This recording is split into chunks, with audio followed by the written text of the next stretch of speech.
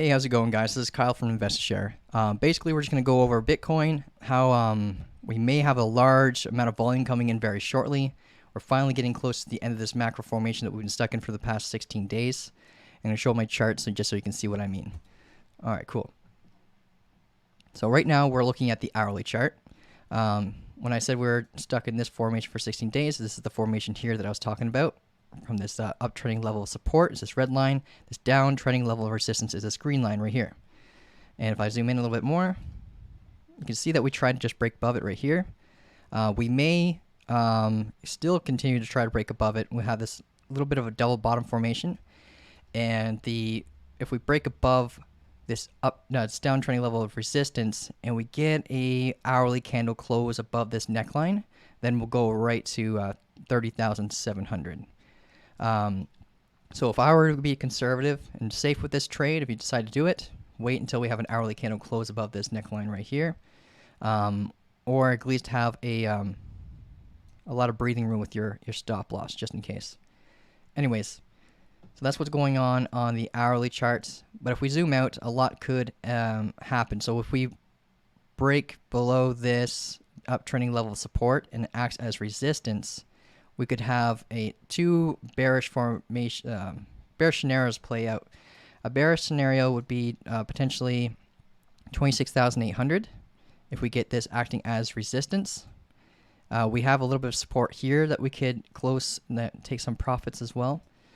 And zooming out on the daily, if this acts as a bearish pennant, if we pull a trend line from the most recent level of support to the support level of this formation, it gives us a target of 22,000. Yeah, roughly 22,200. Yeah, no, about 22,000. So that's a potential bearish formation scenario that could end up happening, but it will take a lot of sell pressure. So be careful with this, just in case it goes to the downside. You got to be reactive with your trades, not proactive. So you got to wait until you get a confirmation signal before you enter any of your trades. Another thing that could take into account and influence the outcome of this formation, either which direction it will go, is over the next few days. If we look at the DXY chart right here, the valuation of the US dollar, we just broke below the 21 moving average on the daily, and it acted as resistance, and we got this drop, and we fell back into this formation. I'm going to zoom out on the weekly here so you can see it. So looks like a double bottom formation right here, and the technical target is extremely bullish, but with what's going on right now, the US dollar is actually dropping, which is good for Bitcoin. So if we go back to the daily, all right, cool.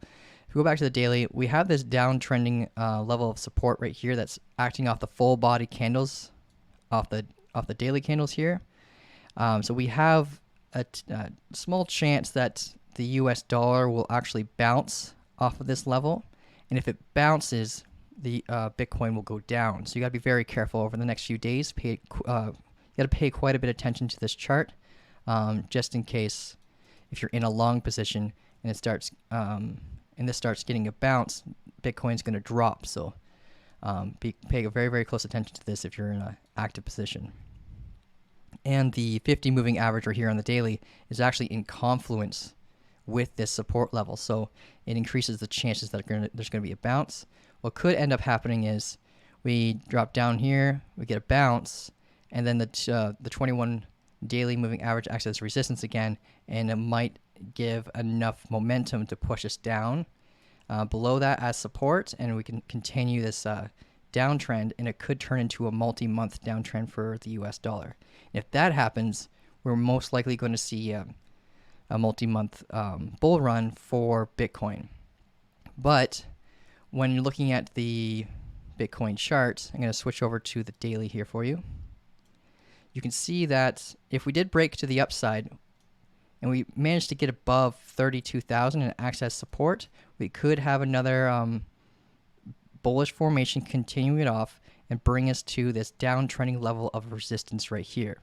If you look at the daily, you can see this golden line here is acting as a downtrending level as a resistance for a falling wedge formation, which is actually typically bullish, but we could be stuck in this for a long time.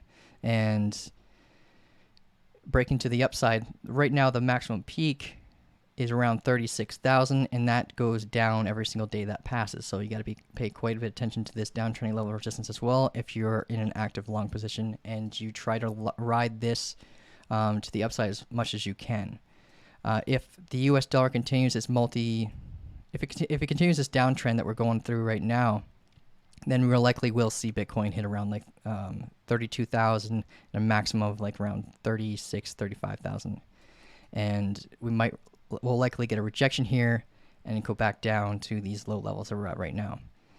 But anything can happen. We could actually end up breaking through this and this act as support and bring us into around like the technical target is actually the all-time high because with the falling wedge, the technical target is always the top of the falling wedge, but we have this uptrending level of support that's now flipped as resistance, being a really strong level of resistance. So this will most likely be the next, the top, and extend the formation that we're in.